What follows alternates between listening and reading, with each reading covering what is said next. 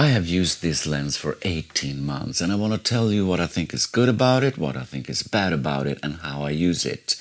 It's the Tamron 35 to 150 f2 to 2.8, but a spoiler, it's a very good lens.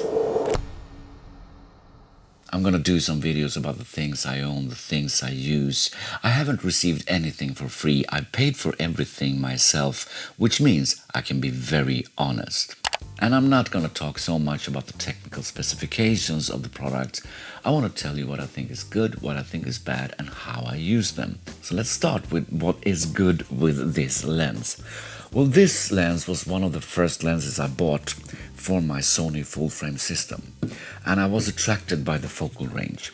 35mm, which is rather wide, to 150mm, which is in the telephoto range. And you get every portrait focal length within this lens. So if you like to shoot people, take photos of people, this might be the only lens you need. Another thing, of course, in combination with the focal range, is the wide aperture. Normally, when you have a lens with a variable aperture, you go from f4 to 6.3. Here you got f2 to 2.8. So you have a very wide aperture throughout the range, which means you can shoot in low light. You can blur out background when you do portraits. Those two things are the main reason I bought this lens. But there are a couple of more goodies. It has some kind of image stabilization.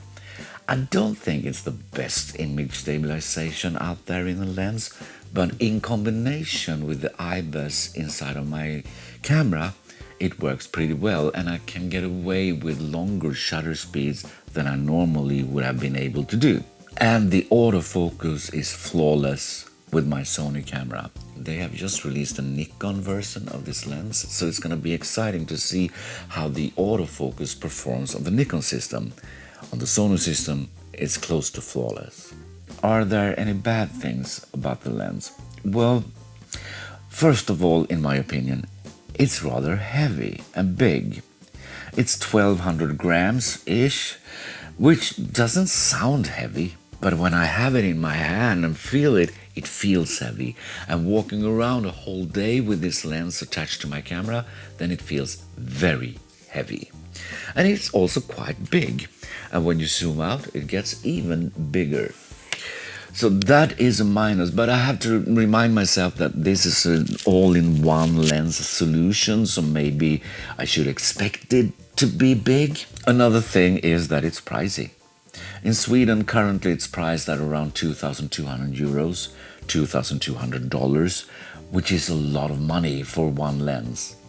But once again, it's a lens that can do a lot. So is it worth it?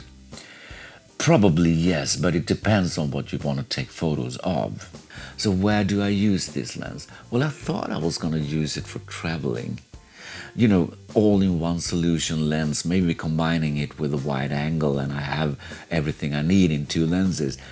But I don't do that anymore.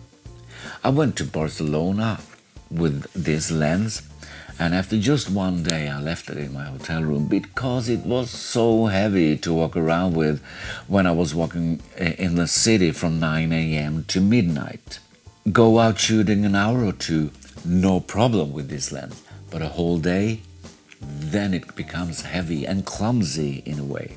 Every time I want to shoot people, take photos of people, I will reach for this lens, especially on events like parties. I'm not a wedding photographer, but I would probably use this for weddings as well. And one thing I use it for often is on concerts, live performances in music. I'm a musician myself, so maybe that's why I like to photograph live concerts, live performances. I combine this lens with a wide angle and maybe a longer telephoto lens, but this is, and probably will be for some time, my main lens for shooting concerts, live performances. So my main use for this lens are people, concerts and events. Do you agree with me? Do you have this lens? What is your opinion? Please tell me in the comments.